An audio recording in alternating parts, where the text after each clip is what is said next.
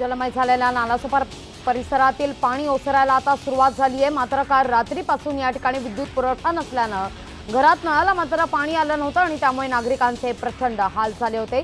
Station परिसरात सुद्धा पाणी परिस्थिती होती। गेले काही दिवस मुंबईत सतत पडणाऱ्या मुसळधार पावसामुळे मुंबईतल्या तलावांमध्ये पाण्याच्या पाणीपातळीत वाढ झाल्याने मुंबईतील पवई तलाव भरून ओसंडला। यामुळे मिठी नदीच्या पाण्याच्या पाणीपातळीत मात्र वाढ होणार असल्याचं कळतंय। चुनाभट्टीच्या वृंदावन सोसायटीमध्ये कंभरभर पाणी साचलं होतं। रात्रीपासूनच लोकांच्या घरात पाणी अशी परिस्थिती होती।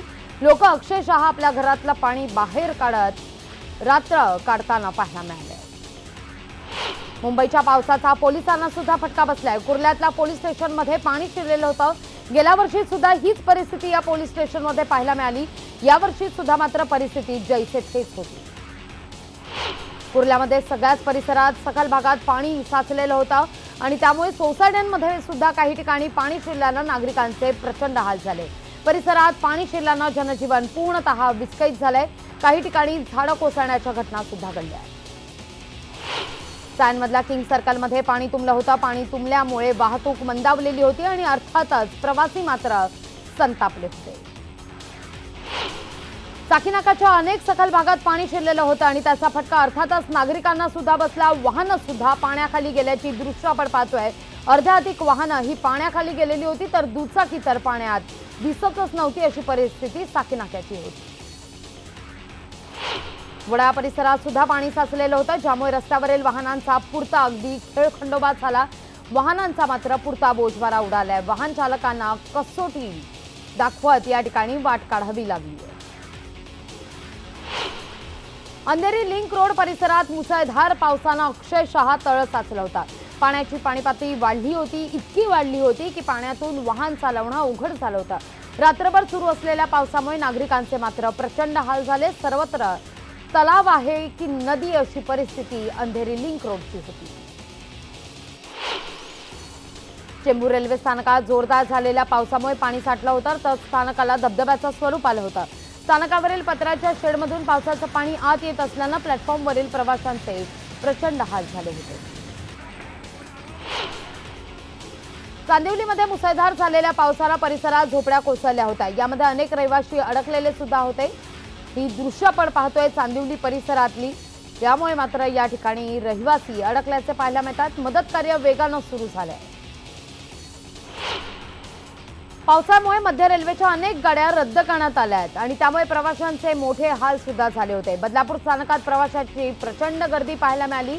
इंडिकेटरवर सुद्धा वेगळीच ट्रेन होती किंवा ट्रेनच दाखवण्यात आली नव्हती तर अनाउन्समेंट सुद्धा होत नव्हतं आणि त्यामुळे अभूतपूर्व घोळ बदलापूर स्टेशनवर होता।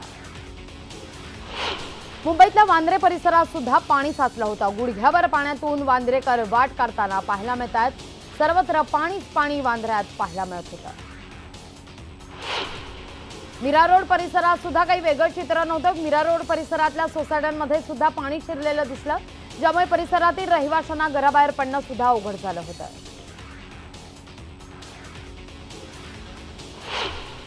वाकोला पोलीस स्टेशन पाण्याखाली गेलेलं होतं आणि त्यामुळे अक्षरशः पोलिसांचे धाबे सुद्धा या ठिकाणी दणाणलेले होते। वाकोला पोलीस स्टेशन जे होतं ते अर्ध्याधिक पाण्यात गेल्याची ही दृश्य आपण पाहतोय। जवळपास पोलीस जे आहेत ते खुर्चीवर उभे राहून पाणी कधी ओसरणार याचीच वाट पाहत होते।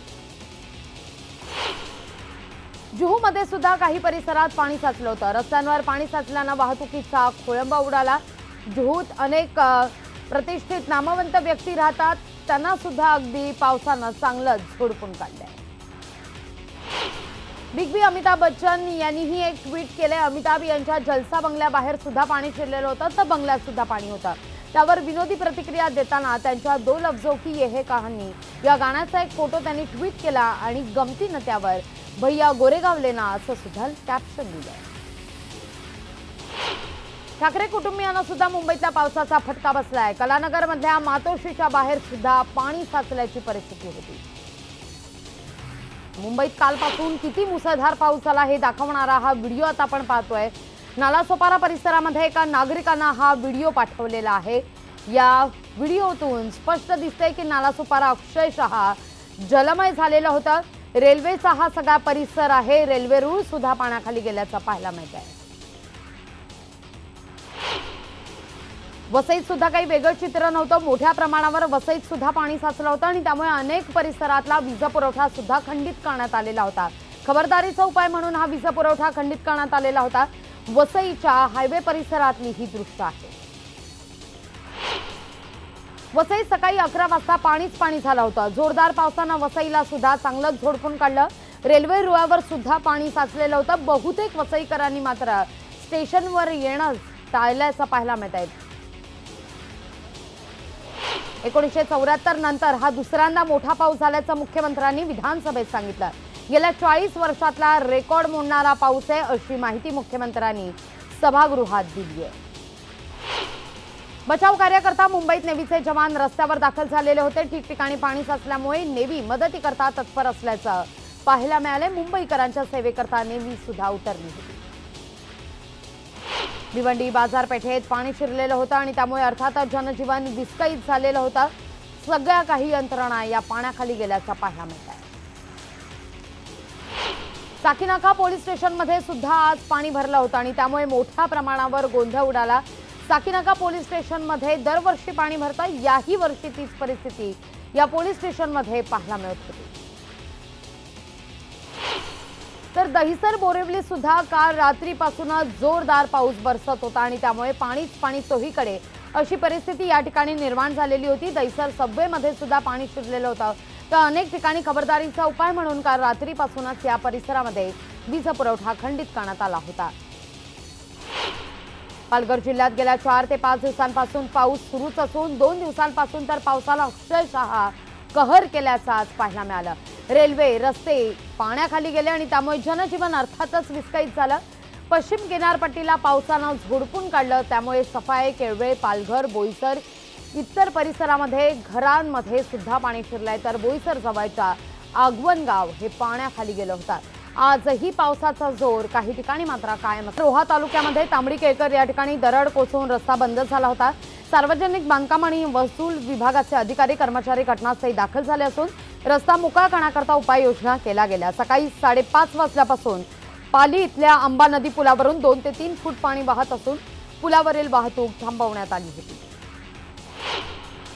कोकणात मुसळधार पाऊस सध्या सुरू आहे आणि रायगडमध्ये सुद्धा रस्ता खचलेला होता आणि त्यामुळे मोठ्या प्रमाणावर संताप वाहन चालकांकडून व्यक्त करण्यात आला आहे।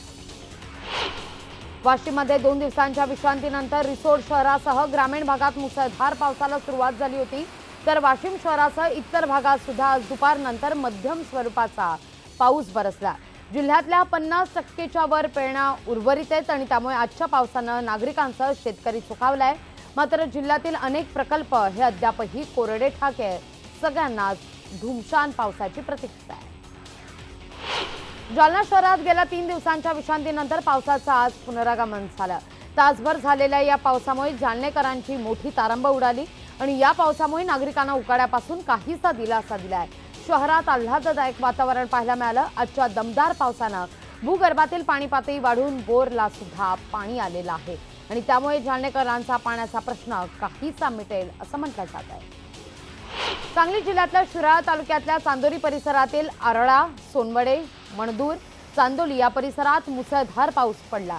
तर या पावसानं ओढे नाले तुडुंब भरून वाहत आहेत। पावसाला सुरुवात झाल्यानं शेतकऱ्यांनी भात रोपा लावणीला सुद्धा सुरुवात केली आहे। नागपूरमध्ये काल रात्री पावसानं जोरदार हजेरी लावली। त्यामुळे रेशीमबाग परिसराला तळ्याचं स्वरूप आलं होतं। आजही नागपुरात ढगाळ वातावरण असून पावसाच्या सरी बरसू शकतात असा एक अंदाज आहे। मुंबईत पडणाऱ्या मुसळधार पावसामुळे आज मुंबई काहीशी ठप्प झालेली दिसली। त्याचा परिणाम कोकण रेल्वेवर सुद्धा मोठ्या प्रमाणावर झाला। कोकणातून मुंबईला जाणारी रत्नागिरी दादर पॅसेंजर, दादर रत्नागिरी पॅसेंजर या 2 पॅसेंजर रद्द करण्यात आल्यात। तसंच दिवा Sawantwadi passenger, Madgaon Mumbai double decker express आणि मांडवी एक्सप्रेस तसंच सावंतवाडी दिवा पॅसेंजर या लांब पल्ल्याच्या गाड्या विलंबानं आहेत।